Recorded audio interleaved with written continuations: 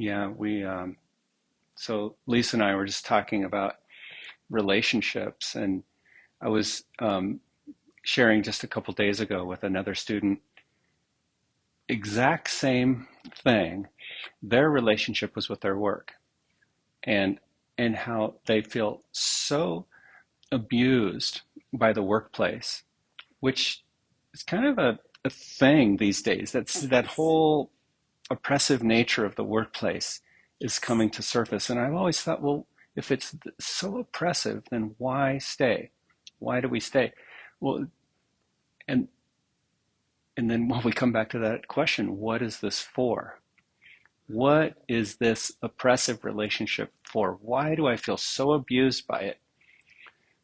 What we don't often really consider is, remember the map of the mind and how we get to the core desire and the core belief that miscreates the backdrop for all the pain and all the suffering. What we don't really realize is how much deep, deep in the mind, I want this abusive relationship because it's little less false self-fulfilling. It's everything it's it's exactly why I came into this world, to promote my limited false self-identity. More than so we got to be kind of careful with this idea of past lives and everything, because there really weren't any. But if we if we can, there weren't any because they all happened all at once, and in truth they never really happened. But it can be very helpful to say, well, probably in a previous life I was the oppressor. And what would happen if I was the oppressor in a previous existence? Then I'm going to, I go out of that existence with so much guilt for playing that role. Conscious or not, the guilt is there. So then the tables turn because of the guilt, the tables turn, and now I take on the oppressed role. And and I think victim and victimizer is the role of the ego. If you think about it, it's this constant turning of victim and victimizer, because there's really no difference. If I've been victimized, now I'm justified in my attack. Remember the times when you get angry and you get upset and so that's the victimizer coming out. It's like, whoa. So now the purpose of this relationship, whether it's a workplace or a romantic relationship or a family member or a colleague at work, it doesn't matter. You got to say, wait a minute, this is for me. I'm in this for a reason, and the reason is I want to be shown what it is I need to resolve. The ego would have you quick to judge, quick to just move away, quick to blame. Bam, I'm out of here. I'm off into another one. But no resolution was ever made. So there's value in hanging in there long enough and going through like what you were just sharing, of these feelings and emotions coming up, that like, this feels horrible, and yet I can't quite cut the cord. Okay, so what would love have me do? Okay, maybe we sit with that. At some point, the cord will be cut. But in the meantime, there's a lot of value in reconciling the situation so that when the cord is cut, it's like it was never attached in the first place. Love catches you the second. And so it's okay to hang in there, unless there's, physical, you gotta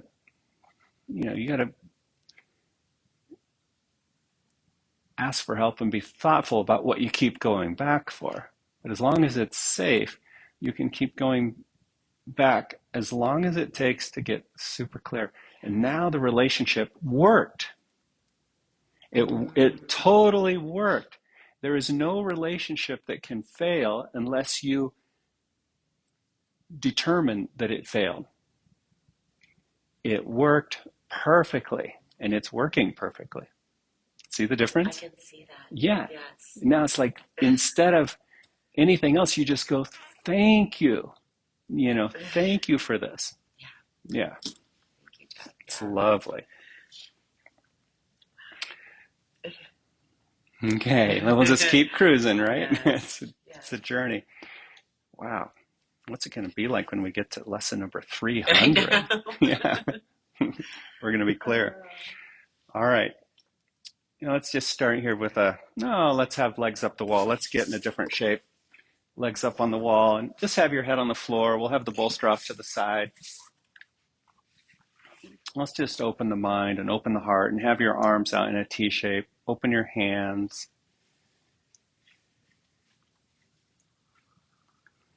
The book itself and the course, just like any other thing, it's got to be helpful. And it's helpful when like anything in the world, whether it's a person, place, or thing, you start to realize you don't need it.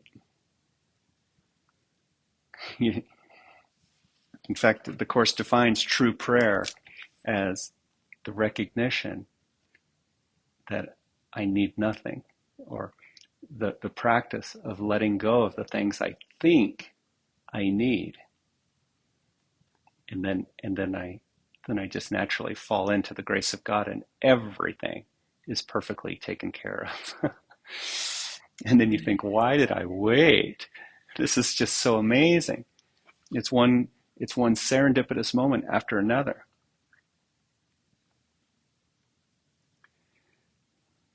And slowly turn your head to the right.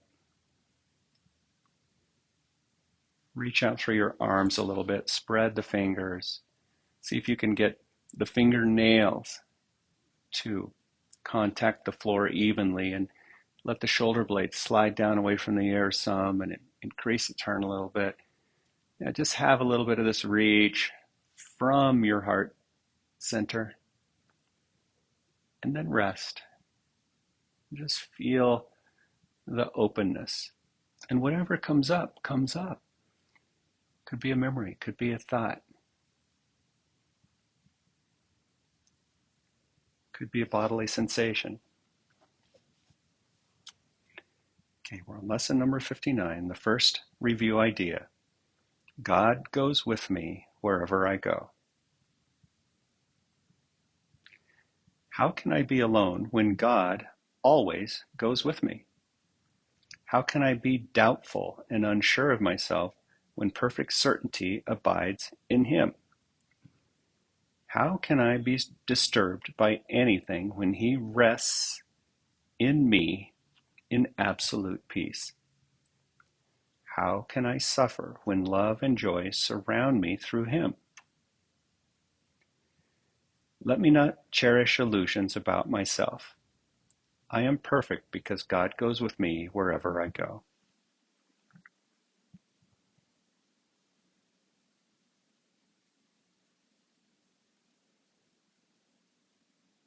Yeah. Just a beautiful nod to the, the formless nature that our true nature takes.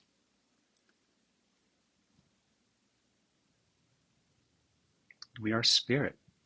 We're only spirit. All the suffering has to do with bodily identification. So I'm perfect in heart and mind because God goes with me wherever I go. I am the thought of God. Now slowly turn your head through the center. You can reactivate that reach a bit out through your fingers and your elbows. Shoulders down a little bit. Just feel the turn. Feel the resistance, merely to undo it. And then rest. Number 2, God is my strength. Vision is His gift. Remember these? Let me not look into my eyes to see today. Wow. Let me not look to my own eyes to see today. Let me be willing to exchange my pitiful illusion of seeing for the vision that is given by God. Christ's vision is his gift, and he has given it to me. Let me call upon this gift today so that this day may help me to understand eternity. Eternity to the ego is kind of scary because the ego identifies with time. We identify with time and what happens with time. Time reinforces the idea of scarcity and lack and limit. So the idea of eternity to the ego is frightening. Time going on forever? No.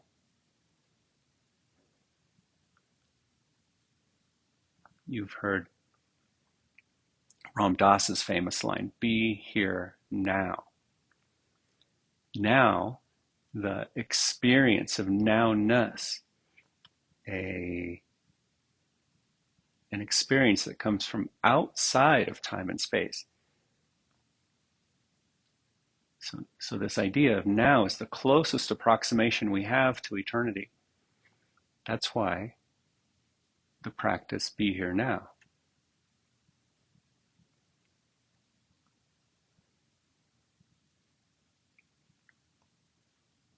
Perfect joy, perfect peace. Bring your head back to the center.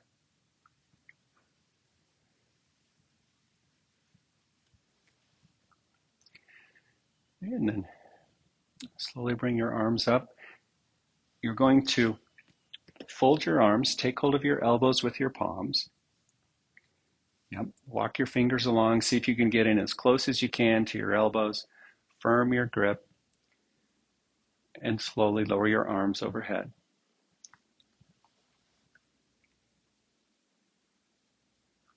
Don't move around any obstacles. Bump into them. Spend the time with them. See, it works physically, it works emotionally, mentally, spiritually.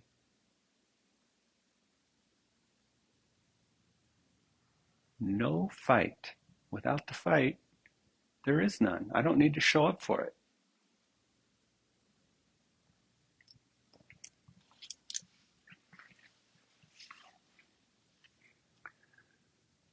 Nose high once again. Slowly turn to the right. Keep your grip firm and let the shape work for you. Idea number 3. God is my source. I cannot see apart from him. I can see what God wants me to see. Perfect peace. I cannot see anything else because it doesn't exist. Beyond his will lie only illusions. It is these I choose when I think I can see apart from him. That's the original mistake. It is these I choose when I try to see through the body's eyes. Yet the vision of Christ has been given me to replace them. It is through his vision that I choose to see. Slowly bring your head back to the center.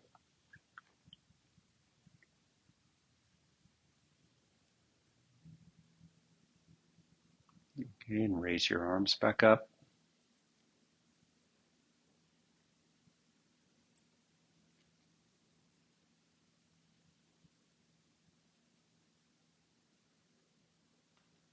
And switch the cross of your forearms. Make another attempt. This is probably the awkward version. Make an attempt to get the tip of the elbow centered in the palms. Best gentle effort. Firm your grip. Lower again slowly. It's internal rotation on the shoulders. We're firming the grip, so it's working on the hand, it's working on the wrist, and everything in the arms.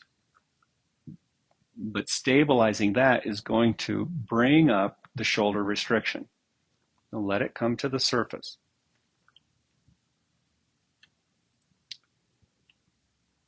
And turn your head to the left.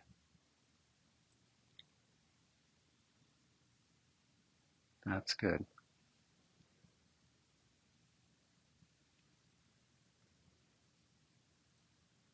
Idea number 4. God is the light in which I see.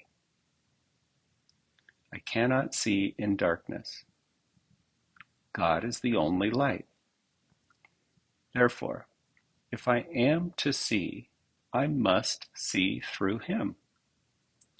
I have tried to define what seeing is, and I have been wrong. Now it is given me to understand that God is the light in which I see. Let me welcome vision and the happy world it will show me. We have to want the happy world, and we have to realize that this thing we call life, and we have a sun that lights the world and all that, but the whole thing is really an illusion filled with only darkness. And it's why we grope, and it's why we cling, and it's why we try to be fulfilled through others. It's why we're really confused. And it's really why nothing here works. Nothing lasts. Then we blame ourselves, like, why don't I fit in? Why doesn't it work? Why can't I get it right? Because we're trying to make something out of nothing. Some people get very good at it, but they're really not fulfilled. It's our yoga. So hold the darkness to the light, so the light comes in through us. Then we're guided like a beacon. We're just guided moment by moment. It's a beautiful thing. Bring your head back to the center.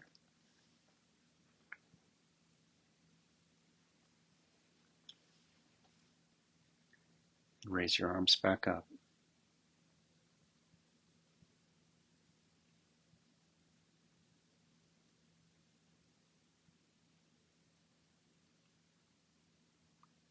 Release your arms to your sides.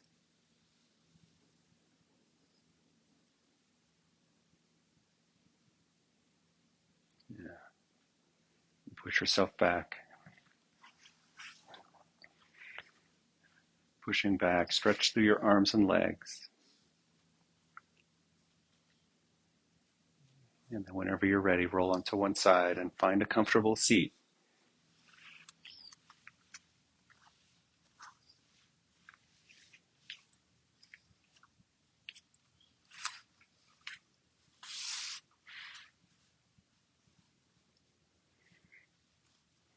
Yeah, sitting nice and easy. Rely on your bones. Rely on the floor. Rely on the wall. Really settle in.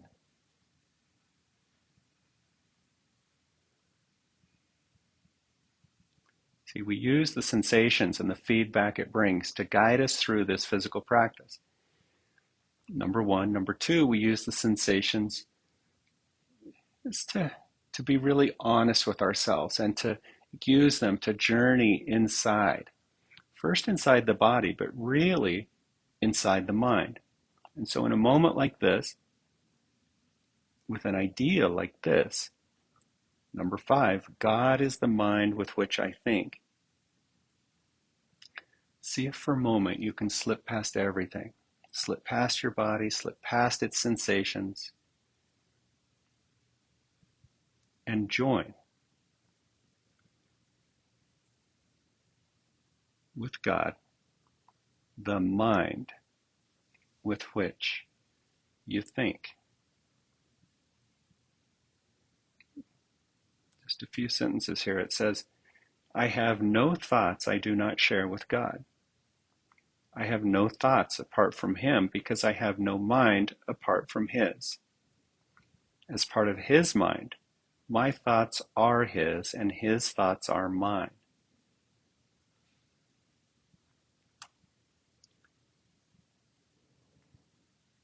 bring your hands to your heart as an outer expression of the truth to which these words and these sentences point.